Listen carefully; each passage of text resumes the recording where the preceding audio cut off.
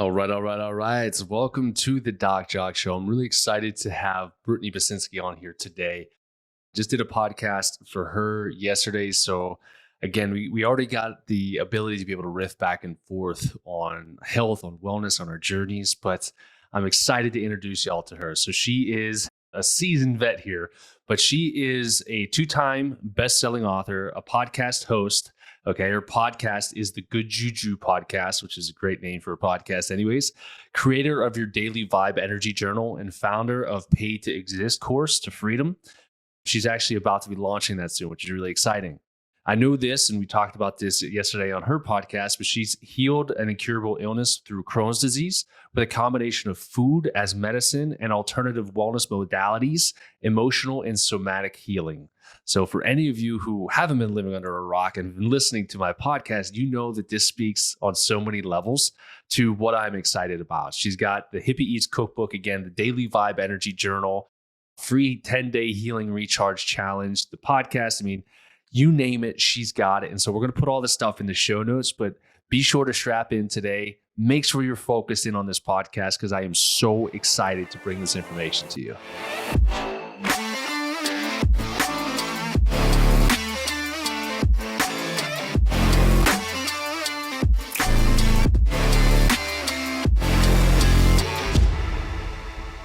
All right. So Brittany, thank you so much for being on the Jacque Show. I know that we just did a show together yesterday, which was awesome. But the energy going back and forth and what we were talking about before we hit the record button is so nice to have more, entrepreneurial spirits who also have a family because we understand each other a lot better. But thank you so much for being on the show here today. Yes, thank you. I completely agree. I feel like parents, we just vibe. We know what we're going through and we connect on that level, and we're always late and we're always in a frenzy trying to get everything together and meet a deadline, but we make it work. Yeah. Every it's time. Like, it's a beautiful chaos. And, it really is. Yeah. It's one of those things where, even when I prep people for like their fertility journeys and like, I want to have kids, but their adrenals are completely tanked. I'm like, oof. Not ready, not yet. We got to get you to have energy for the day before you bring a kid into this world. But anyways, in that journey, so we're gonna title this. I was gonna say entitled, but we're gonna title this podcast today, "Healing the Incurable." It's a very powerful statement. I want you to kind of lay the foundation. So when we're talking about healing the incurable, tell me your background story. Tell the viewers what you were going through, and then we'll talk about your journey along the way because I'm super excited to hear it. Yeah. So really, my journey with the incurable illness, which is Crohn's disease, IBD, that began in college, which was, dare I say it, like over 10 years ago, which feels like yesterday, but it started then. I started getting really sick. I was eating, pizza and drinking beer every night. And I lived in the dorm, so I was eating cafeteria food, and I was getting like exceedingly sicker and sicker. It felt like every week, every month, and I just didn't know what it was. And I had a boyfriend at the time who's now my husband, and he, was very timid about how he wanted to express this, but he was like, I think you're sick. I think there's something more wrong with you than you think. Cause I was going to the bathroom like 10 times a day, as with Crohn's disease, everyone knows it as a pooping disease, but there's so much more to it, as but that was one of the symptoms. Was I was losing control over my bowels, and it was embarrassing. My boyfriend pointed it out. He's like, I don't think that's right. So I started 10 years ago. I went to a gastroenterologist, which was the very first step that I took. And I'm kind of glad that I went that way. I didn't mess around with the doctor, like going to urgent care or anything. I knew it was my stomach. So I started there. And right away, I'm impressed with this, is they asked me to do a food diary. And that food diary changed my life. And they said, okay, write down everything that you're eating, drinking, consuming for 2 whole weeks. And it was so much work. Every little thing I had in front of me. And I was like, wow, that's a lot of stuff. So I go back to them and they take a look and they're like, okay, first remove gluten. And at that point, 10 years ago, wasn't really like gluten wasn't talked about that much. Mm-hmm. It was very new. So I had to learn, I had to become a student right away with nutrition because I was feeling sick. So I took away gluten and they told me to come back in 2 weeks. I came back and I'm like, I'm exceedingly better, maybe 70% better, but I'm still having symptoms. And they're like, okay, remove dairy. So I removed dairy. I was a new person. I was a completely new person. I had all this energy and I was working out. I was exercising again. I'd always been like an athlete, but when I was sick and drinking beer and partying and doing all the college stuff, I had really fallen out of that. So my body was out of whack. Everything was out of whack, my nutrition, and it showed. And I was missing classes because I was too sick. I was vomiting even when I wasn't hungover or drinking at all. I was missing parties because I was sick from the flu. All these things, like it was just a vicious cycle. And it hit me about 10 years ago. So as I mentioned to you yesterday during our show, was that 10 years ago, there wasn't very many options for gluten-free, dairy-free stuff. So I was forced into like a whole foods diet where if, there wasn't, you couldn't eat pizza because it had gluten and dairy. You just simply did not eat pizza. You were eating your whole foods, your rice. I had to learn how to cook, which eventually inspired me. Like, who would have thought, maybe 8 years later, I'd be a best-selling cookbook author of, a healthy cookbook called Hippie Eats, right? So it's funny how you look back and that journey is really what makes you be like the best version of yourself. So yeah, it started 10 years ago. Fast forward to 2 years ago, I'd become getting sick again. Okay. And this is where I realized there's so many different layers to healing. And of course, I had a knowledge about nutrition. I had to learn along the way. But I knew that there was more. And so I had lost a friend in 2019, and I was dealing with deep, deep, deep grief that I was not allowing myself to feel. If I'm honest, I was like ashamed of it.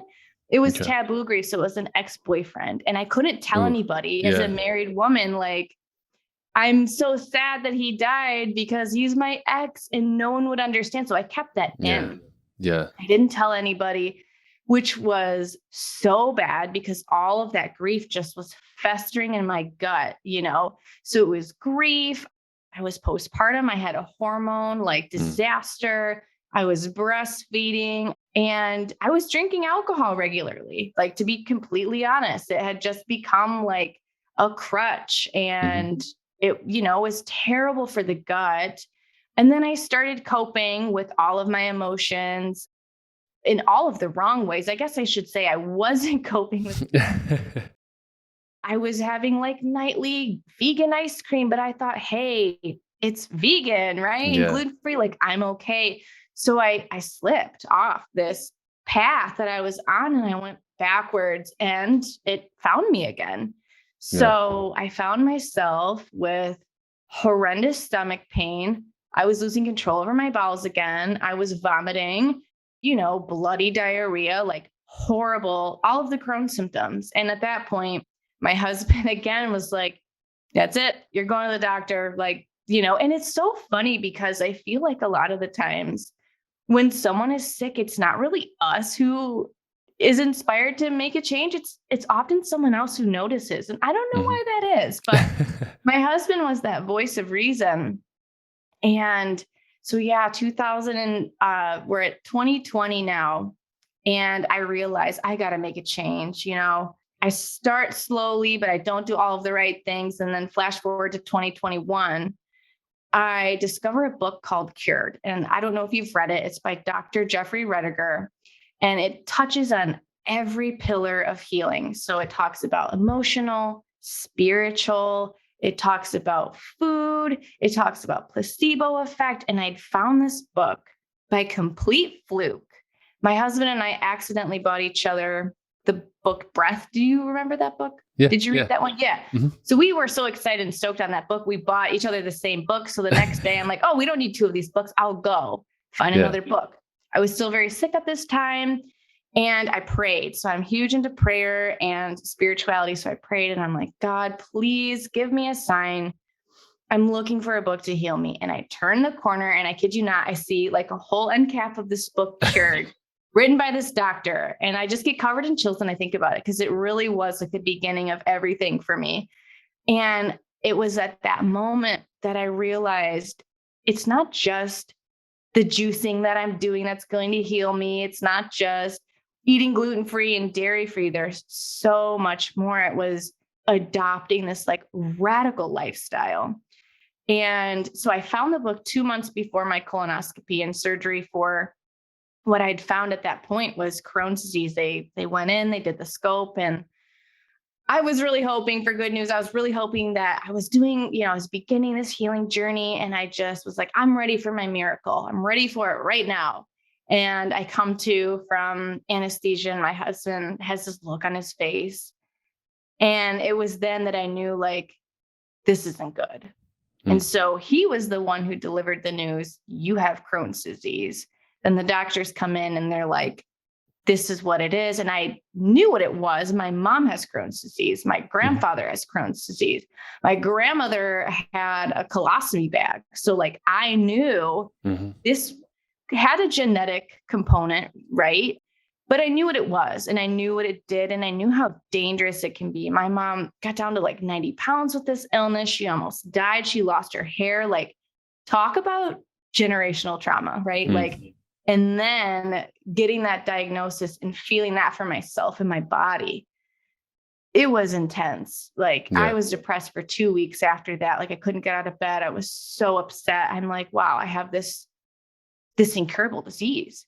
Forever I have to carry this. And then I remembered who I was. And I'm like, no, I'm not taking this. This is not my fate. And so here I am. And it's been an entire year. And I put myself in remission with a number of different healing modalities, but it worked. So it's been a journey.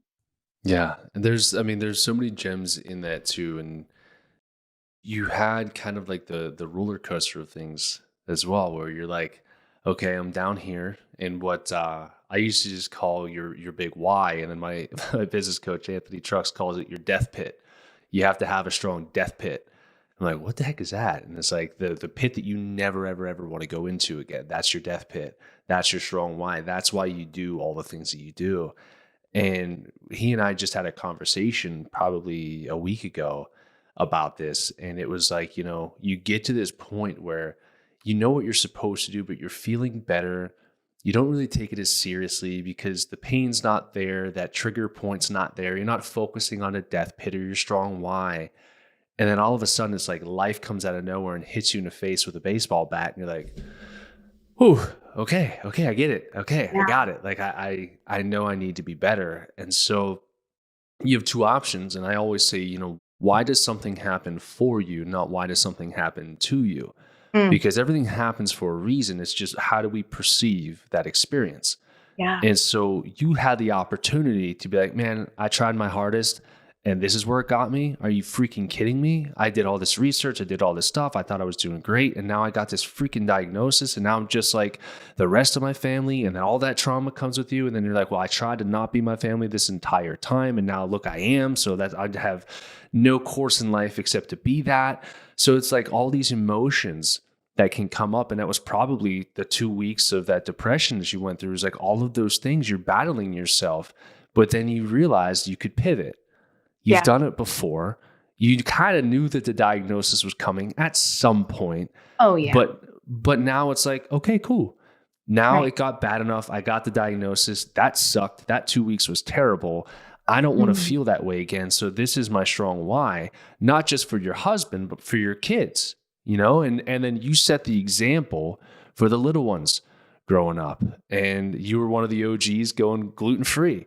Oh, and I wish, this is my thing. Like, I wish that we didn't have all these gluten-free options right now. That's my personal preference, because we'll have patients where I'm like, hey, your marker shows high that you don't do well for gluten, or you're pushing celiac, or if you got this infection, avoid gluten. And then 2 weeks later, I get an email that says, can I have this gluten-free product? I'm like, you're missing the point here. Like, yes, get away from the gluten, but the stuff that's in the gluten-free now is just, it's just Sometimes, molecular crap. Yeah, yeah, it's just yeah. horrible. Mm-hmm. So I love that you shared the ups and downs and the multiple death pits that you went through and the strong whys.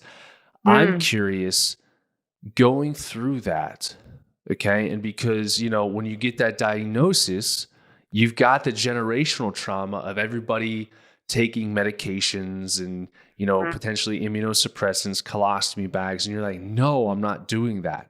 Yeah.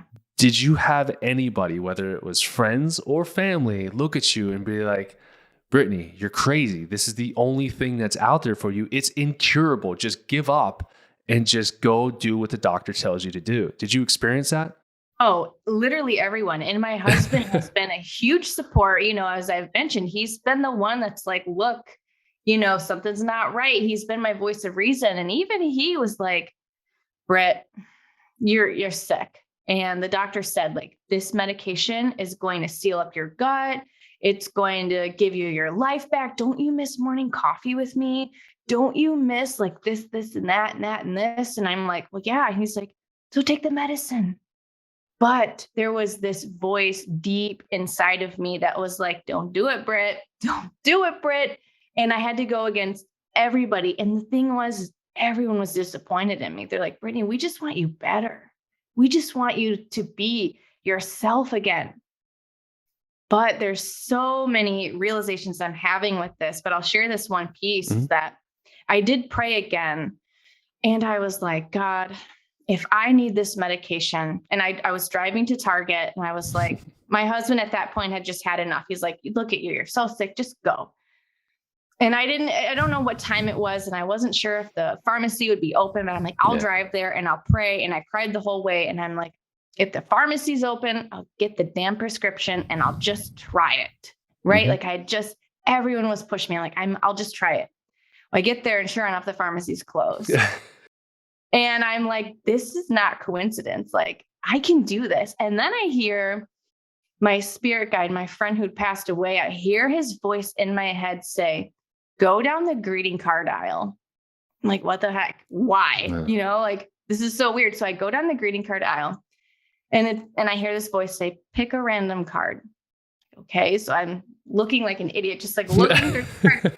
And I'm reading this card and it is the most encouraging, powerful message in the exact way that he would say it. Like, this is your year. You got this. And I was like, that's it. I can do this. And it sounds crazy and super woo woo and whatever, but it was that affirmation that I needed. And from there on, I just realized like, this has to work. There's no going back. And what's funny is that through that process, there was a rebirth. Like, there was no going back because God, the universe, source didn't want me to be that. I wasn't a vibrational match for that person anymore. I had grown out of that person. Like, that person's dead. Literally, I still have to go through a grieving process because I'm no longer that person. I couldn't go back into that shell. It didn't fit anymore. So taking this medication maybe would have given me my old life back. But going through the healing that I went through on my own naturally gave me an entire new life that only that experience could give me, which was so powerful. So in a way, and I was typing it out as you were speaking because I didn't want to forget it. Yeah. So we talked about generational traumas and your generational chain breaker. And sometimes it takes the roundhouse of life to get you on that path. It's not always easy. Sometimes you have to forge that path on your own, but each step that you take forward makes you a stronger version of yourself. It's easy to fall back into what we're supposed to do, what we thought we were supposed to do, what our, mother, father, preacher, teacher told us growing up. This is the only way. But you have the ability, and this is actually another conversation that Megan, my wife, and I had, where I'm like, all these people that are like, it's hereditary, it's passed on through the genes. I'm like, okay, cool. But at some point, there were many generations of our family that never had the diagnosis that is now hereditary. Mm-hmm. So what happened? Diet, lifestyle, stress, trauma, Yeah. that somebody, one of our ancestors was like, I'm going to swallow all of this and I'm just going to vomit it to the rest of the generations. And from now on, the genetic coding is going to give you this beautiful little code of like, you better be careful or else you can end up like the rest of the generations. And so to me, okay, getting the diagnosis of Crohn's, fine, whatever. You're in remission, which is even better. So like at the same time, you're like, cool, like I just had a really bad inflammatory bowel situation.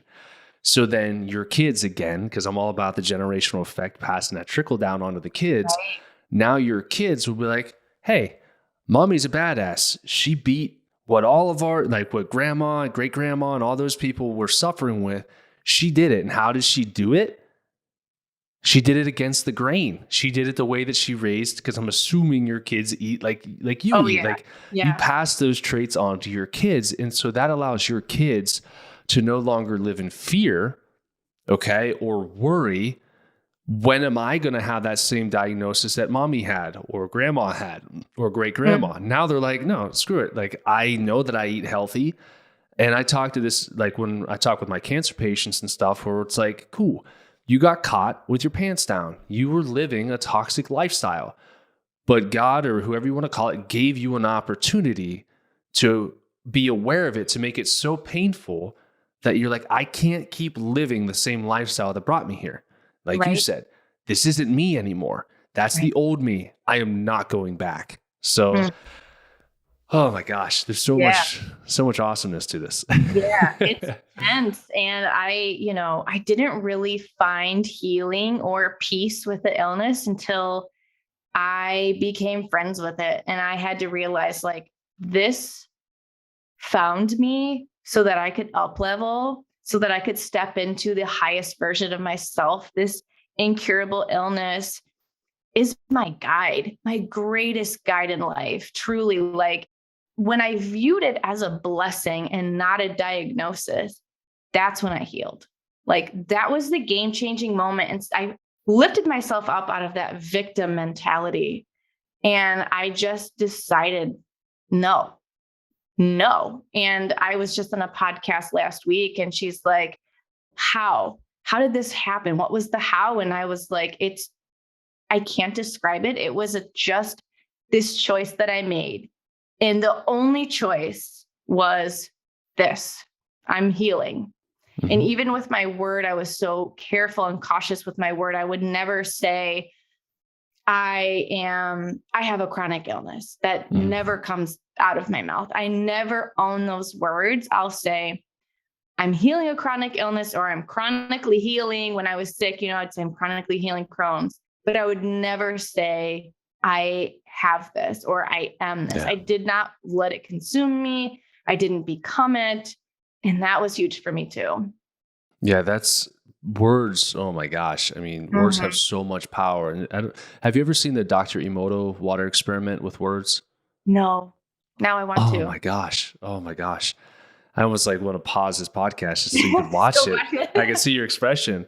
So basically what he did, and people have replicated it over the years as well, because it's so profound and so amazing.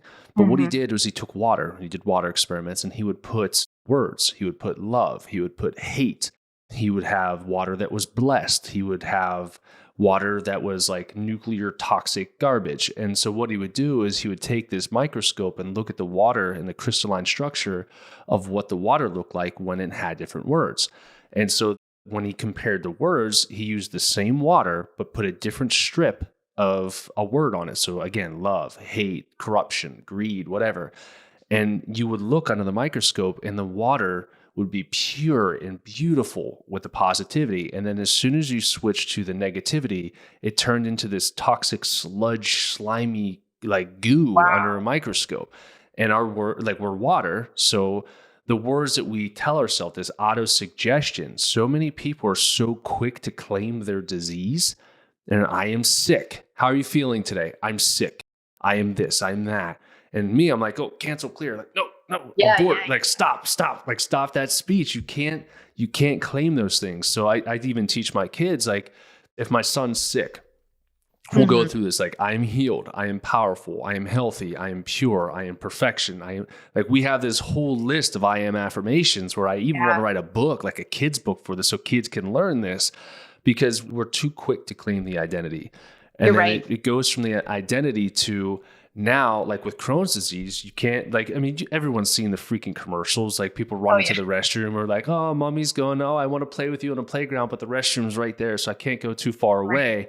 And I'm not making light of it. Trust me, I had irritable bowel issues. Yeah. I know what it's like. Yeah. But then it starts consuming your life. It consumes what you're able to do. You become a sideline parent. You know, if you're talking colostomy bags, then we lose affection a lot of times because we're afraid to squeeze the colostomy bag and it could break or you can hurt. Oh, And yeah. there's all these infection rates that come from that as well. So you have the ability and had the ability to make this huge pivot. And so there's a lot more questions that I want to ask, because one of Yeah. the things that you said was when people think of Crohn's, they think it's just run into the bathroom, like we just Right. kind of said. Mhm. But when you do the research, when your gut is inflamed, okay, your serotonin and stuff is released in your gut. How was your mood? How were your emotions? You know, when things got really bad, like I said, grief was just rampant in my body. Mhm. And not just grief, but like unprocessed grief, unprocessed trauma. And like, yes, I had gone to therapy for myself. And, we shared yesterday and on my podcast episode with you talking about like mold illness. So like I had some panic, I had some anxiety symptoms going on. And so it's hard to say like what was what, right? Like, was it the chicken or the egg? Was it the mold toxicity and everything else going on with gut health? Like, it's hard to say which is which, Yeah. but I've always been a very positive, optimistic person. And so that like my personality didn't change as much, but like Okay. I was definitely more stressed and I couldn't handle my stress. Okay. I, like I said, I had found really poor coping. And so I would just say that it wasn't great when I Okay. was sick. It wasn't, there's nowhere near the mental clarity that I have now, the peace that I have now, the quality of sleep that I have now, the energy, the strength all around. And I'm like as optimistic as I was when I was sick. I'm even more optimistic now and even more positive and, high vibes. So it definitely made an impact for sure. Yeah. And so, there is science behind what you kind of explained there too, where when our gut is inflamed, we actually, the perception of stress tends to be intensified. So it could be the smallest thing. It could be that, like, oh no, my water is coming low and I need to go fill it up again. And I go to do it and my Berkey's not filled and I don't have water. And that's too much. It sets me off. So like Mhm. when our gut is inflamed and we have an inflammatory bowel state, the smaller things, especially over time as they accumulate, allow our bodies to then express in an overreactive way, again, being over irritable or just like trying to fight to get our mood to stay where we want it to be versus just, feeling like somebody has like fish hooks in us pulling us down. Looking back, I have two small children and the bedtime routine would just send me over the edge Mhm. then. I didn't have the patience. If my son was having a hard time going down, it would really cause like a very intense fight or flight in my body where I just mentally was like, this is so hard. I can't do it. It would just be a lot. And so now I'm finding, especially since I've embarked a sober journey as well, that's been really big for me is changing my relationship with alcohol, having an alcoholic parent and, things like that, like removing myself from that trauma, that generational curse and trauma has been big for me. So Yeah. being sober at night, being clear minded, not having any substance in my body, and only focusing on my feelings and moving through them rather than stuffing them down, stuffing them down. I'll deal with this when the kids are asleep. It's pausing and taking a breath and showing my children how to emotionally regulate myself so that they know how. And so it's funny because I say this all the time to my kids, and when they're having a hard time and I like get down on my knee, I'm like, "You having a hard time right now, bud?" "Yeah, I'm having a hard time." And we'll talk through it. And so my oldest, he's 5, he'll sometimes see me and I'm like, sitting on the stairs, like taking deep breaths. And he's like, "Mom, are you having a hard time right now?" And so it's great because he's able to like have empathy and understand, but also Yeah. like this healing journey has made me a better parent because I'm able to show them this is how you deal with your emotions, right? Like Mhm. it's not spanking your children, it's not doing all these things, it's pausing, reflecting, and feeling through it. Yeah. What are some of the other tools that you've used with that as well to kind of reset yourself in those stress states, whether that's for yourself or what you've taught the kids? Oh gosh, there's so many, but honestly, just in the heat of it, if I'm really overwhelmed and stressed, it's just being with my breath. Mhm. For so long, I was afraid to be with my breath. I didn't know how to be with my breath. Even when I labored and gave birth, I found the breathing part to be the most difficult. When I was an athlete, I was a sprinter, like a state qualified sprinter. So I was kind of good at it, but I still stopped breathing. And my coach would yell from like the center of the field, like, "Brittany, breathe." And Yeah. so now, like in my healing journey, I just hear him in my head, like, "Brittany, breathe." Like breathing, it's so natural, but Mhm. it is an art. And so learning that art form and coming back to just truly the basics, like pausing, connecting with my breath. I use essential oils. I love those. Those are huge for me as well. But Yeah.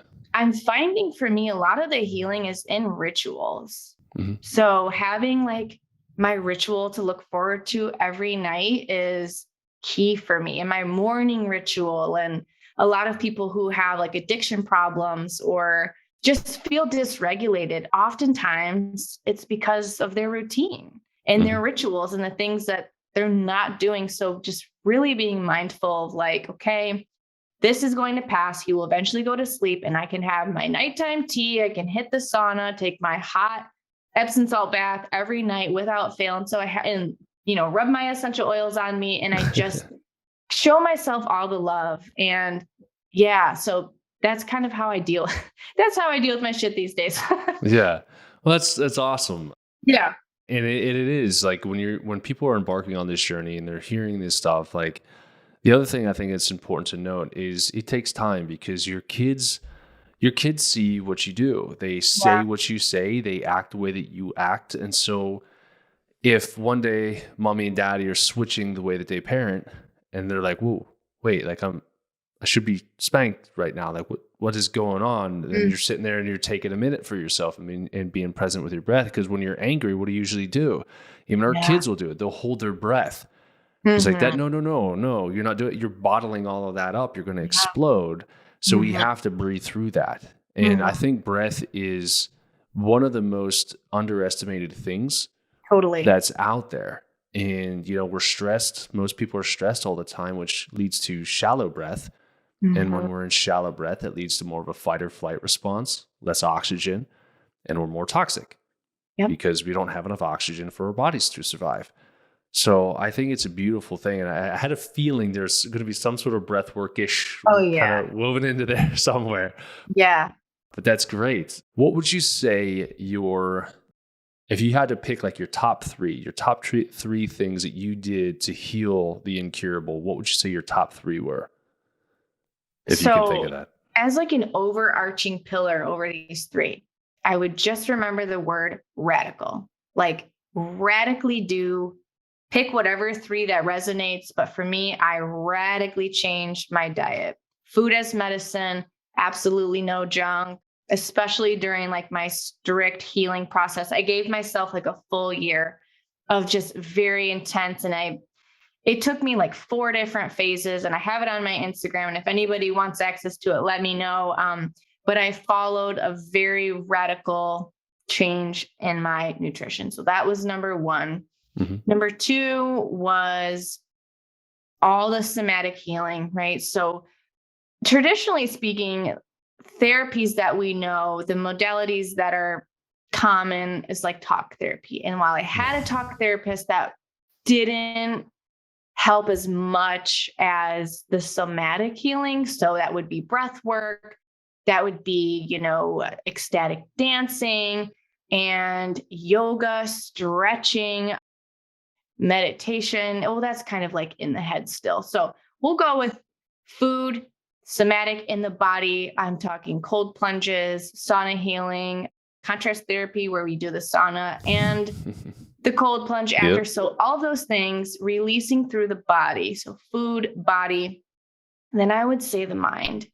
And that would be, I commit to a meditation practice. I can't say daily, but often throughout the week. I wish it were daily, to be honest. But when I'm off kilter, I go back to meditating every day for at least 10 days minimum. And I always notice a huge change. So meditation has changed my life. Getting into the head a little bit. So doing EFT therapy, the tapping therapy, that was big throughout my healing journey. And I just found all of these practices and I used them all together. So I radically healed through food, through somatic work with my body, moving things out with my breath, exercise, really focusing on that release, and also in unison with the mind piece too, because I really believe you need it all. We can't just release through talk therapy. That's all in the head, right? Like talk therapy, even EMDR, even EFT, that's still in the mind, which is important. And we rewire with our mind, but we release with our bodies. So having all of those together, paramount. Yeah. I completely agree with that. And again, kind of had a feeling that there's some of the stuff that was going to be in there. And that's like when we go through different healing journeys with our patients, we'll hit plateaus on certain things. And if patients are more open to it, that's when we start, saying like, hey, how about, join a breathwork session, go for some somatic healing over here, go do this, try this out. And then people are like, that sounds like woo-woo stuff, like all out there, but it's not. It's really not. Like we obviously we've been breathing since we were born. Breath is very important. Breath is talked about in the Bible. If people want to say strict to the Bible or go spiritual, and even meditation is talked about in the Bible. Yeah, for sure. And prayer practice to me is a meditative state. And it's where you're trying to communicate to a higher power, which is freaking meditation. So, so like there's all these stigmas, these connotations. I know you talked to Brooke a lot, and Brooke had some issues with somebody who didn't want to do, it was a client that didn't want to do meditation, I think it was, because it was a satanic practice. And I'm like, what? What are you talking about? But anyway, so what will happen is it's really cool because I'll work with like a lot of spiritual entrepreneurs, and they'll be at these certain levels, and then we start to fine tune the body, start adding in proper nutrition, get the body to function properly, and then we're making the conduit, our body, our flesh suit, a lot more pure. So then we're more apt to have downloads, or we'll have trauma that starts to pop up, and you're like, holy crap, where did that come from? And then I'm like, go talk to so-and-so, and they'll help you process through that. We never know what's going to pop up, but the somatic breath work, like we had a session with, if you ever come to Arizona, you have to check out the girl's name's Cassinia. On my list for this year, really. So I might see ya. Yeah. Oh my gosh. Yeah. If you come out, let me know. We'll definitely grab a bite to eat. But Cassinia is her name. She works at Abundant Spaces, which is like where a lot of the spiritual healers kind of like work through. But she took me on like this breathwork journey. And for me, like my breathwork, I'll go into what my like shaman friend will call Buddha breath. Like it's just shallow and like very, not shallow, but like very like calm and smooth. It looks like I'm dead laying on the ground. Yeah, like, I that's kind of what it looks pictured it like. as you were saying that. It's kind of spooky, but yeah. Yeah, like there's like I can hold my breath for what seems like 10 minutes if I want to, and then I'm able to release that, and then like I'm very calm, I'm very at peace, but I'm usually very in my head. Yeah. She was the only one that was like, hey, and boom, tapped out of it. You go into your state, and then she's able to open up, like, I don't know how, but like these portals to the ancestors and celestial beings. I'm like, what the heck? And she was able to pull information out of these realms that I wasn't even aware of. And Oh, she yeah. didn't know, she didn't hear about anything about me or what I did or anything. And she's like Mhm. pulling all this information. It's like, oh, so-and-so says you're doing the right thing here. The reason that you almost died twice is because of this. And I'm Wow. like, what? I love this stuff so much. I could talk about this forever. I really Yeah. could. And it's funny you mentioned that a lot of the entrepreneurs do this sort of work, right? It almost finds them. So I actually hired, it was a huge investment. I was Mhm. terrified to do it, but I Yeah. felt called to do it. I hired a spiritual business coach Okay. where we went through breath work together. We did Mhm. primal screaming. It Yeah. was such a huge somatic release. Yeah. And then we talked shop. We talked, entrepreneurship and things. And I'll say this, my business has just taken off. Mhm. Within a week, I had doubled my followers, maybe even tripled my followers on Instagram. It felt like magic. I had Yeah. quadrupled my email list. These crazy things were just like attracting themselves to me. And it was literally like an out of body experience. Like, how the heck is this happening to me? Mhm. But it's when you clear that out, you Mhm. just become an open channel and just so magnetic for all of the things that you really desire. It's really Yeah. cool stuff. Well, when you dive into it and you really go like crazy into it, like I remember Oh, back yeah. in when I worked down in Houston, there was a guy I used to listen to all the time, Dr. Richard J. Santo, and he was a chiropractor, but he went into the metaphysical stuff. And he was talking. There's an example that he talked about, two of them. One was like I think it was like the I don't want to call it like the Hadron Collider. I think that's just a Big Bang Theory reference, but but they basically sent two particles in the opposite direction. Okay, in the knowledge, knowing that we're all energy and we're all interconnected. And so they were able to pivot and change the one molecule that was like miles away over here. And when they changed that, the one over here felt the distance and was like, boom, and they came right back together again. And so they changed instantaneously. The second Hmm. example was when this one was they were out in the woods somewhere, and there's a whole species of deer that were just randomly dying. They were just found dead in the pastures, and people were like, "What in the heck is going on? Like, is there some sort of poison? Is there a disease that's running through Mhm. these deer?" And they were like, "No, like nothing's happening. Like, there's not a big deal." They sampled some of the trees, nothing was wrong. And then one of the reporters smacked a tree with a newspaper, and the tree felt that as a threat and changed to an acidic tone. And then they took a sample off the tree, and it was the poison that was killing all of the deer. And it wasn't Whoa. just that tree, it were trees for miles in every direction that got the communication that radioed back and forth and was like, hey, there's a threat. Change to produce this acid just in case a deer comes to try to eat you and kill you as a tree. You can produce this acid and the deer won't bother you anymore. So like And we're like, all interconnected like this. And the more that we yeah. can understand that, the more we Mm. tap into the whole metaphysical thing, we gravitate what we want, what we resonate. And Mhm. that's why, the phrase misery loves company. It's 100% true. The more miserable you are, Oh, you yeah. vibrate at a low level and more misery is going to come to you. But the Absolutely. same thing holds true for the positivity.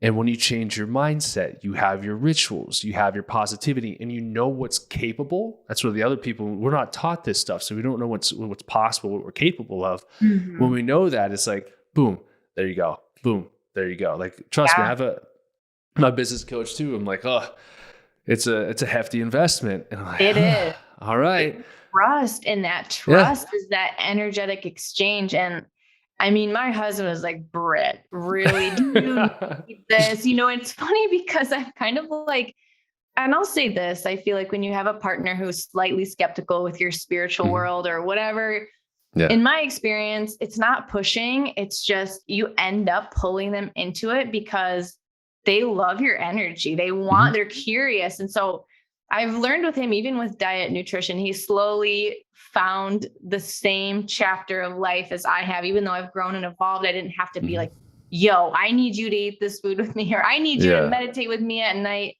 He just started doing it with me. And Mhm. so we have, in the last like couple months too, we've been like, we did ecstatic dance the other night. He'll kill me for sharing this. The kids were in bed and we did breath work together. We did like ecstatic dance. We did some grounding. We had like a whole little like hippie bang, and it was fantastic. But he found me on that vibration. And so throughout this too, I'll say I have cleared friends, and it's not like I wanted to. It's not like we had a huge falling out or anything really that negative. It was just, I started attracting people who were treating me better.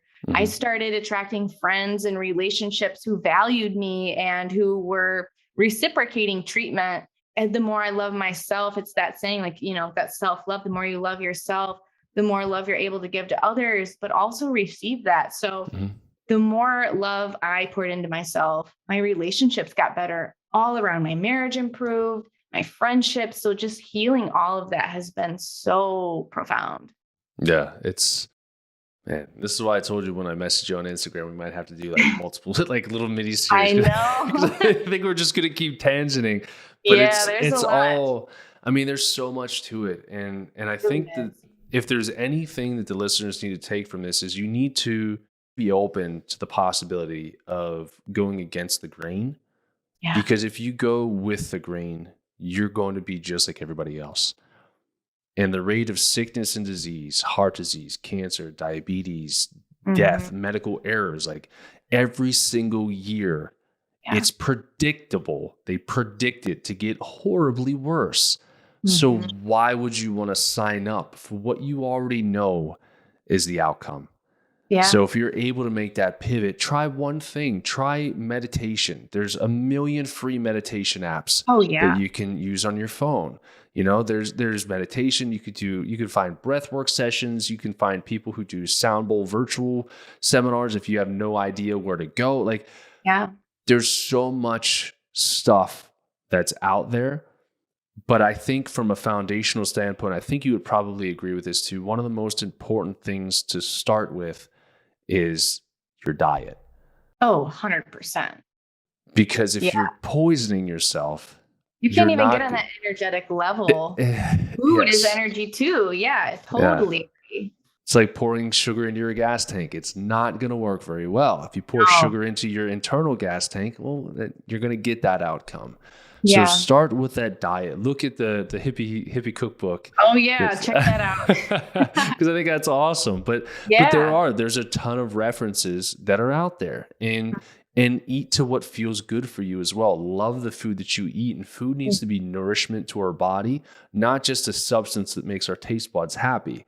Yeah. And also know that your taste buds change like about every 2 weeks or so. So if you cut crappy foods out, give it time.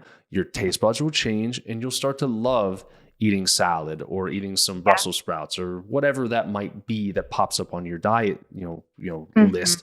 But that's where I would start, but then slowly start adding things. You don't have to go all in. Start somewhere and start adding and add and add. And the purer your body gets, the easier it'll be, the more addicting it becomes as well, because it kind of becomes an obsession. Because why not? Why not be obsessed with being an exceptional person like that? Exactly. It just makes sense to me. Yes. So, you just become so hungry for growth. And I have to say that what you just said is why I created the daily energy journal. It's called Your Daily Vibe. So it's a 90-day journal. Start for 3 months because, habits happen after 90 days. And really what it is, I created it over quarantine. I meditated, and I literally created this whole journal within like a week. It was bizarre. So something took over me. But really what it is it is like an accountability journal. And I'll kind of show you. Plug it. So each day you talk about like the vibe you feel, the vibe you want to feel. You talk gratitude. There's a little like draw your mood section. So I really love this part because I can flip back and visually see like how I felt, which is just different. But each day there's like a low vibe and a high vibe checklist. So low vibe is like low water intake, poor sleep quality, lack of movement, alcohol, toxic overload, low vibe foods. So we talk about like foods too. Negative energy, digital device overload. It's a good way to check in. Like, are you on your phone too much or whatever devices? And then, other. So we go through this, and then each day We talk about like moving your energy, and there's a whole section in the front to kind of explain like how we move energy, but it could be yoga, it could be breath, it could be a lot of things. And then we tap into like our creative magic every day because I'm huge on creativity for a healer.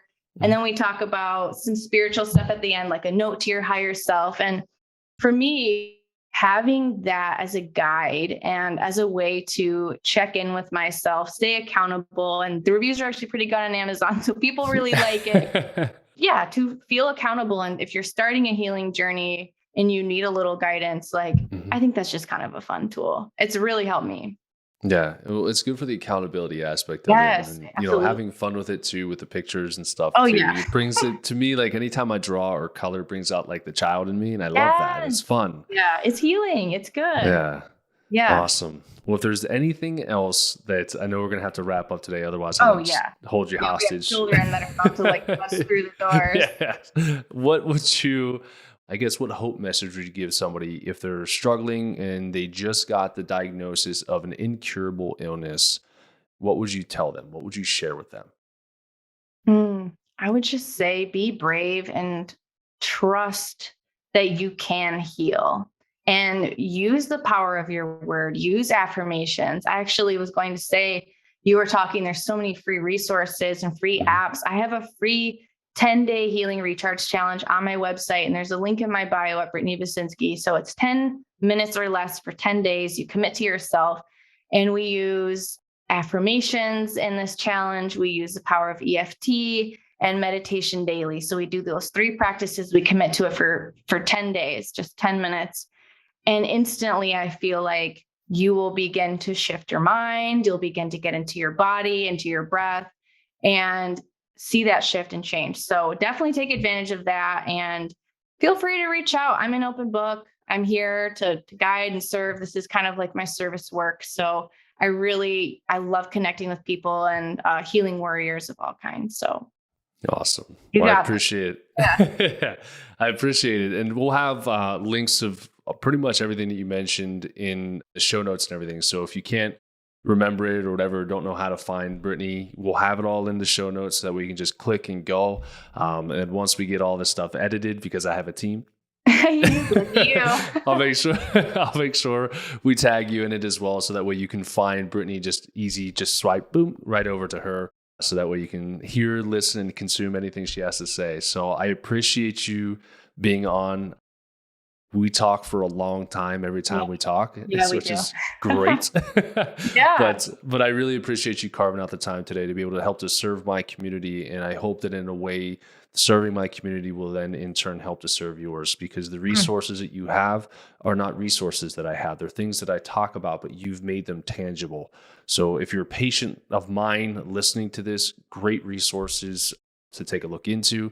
And then I may just find a way to be able to weave this into what people get anyways when they sign on for programs, so that way they can get access to you, because it's needed, it's necessary. It is. So thank you so much. It's been a pleasure, and we really could talk forever. I'm so grateful for the opportunity to connect with you and your community. It's been, I could do this forever. It's truly touches my heart, and I love it. So thanks so much. I appreciate it. Absolutely. Yeah, it's my pleasure. We'll talk soon. Okay.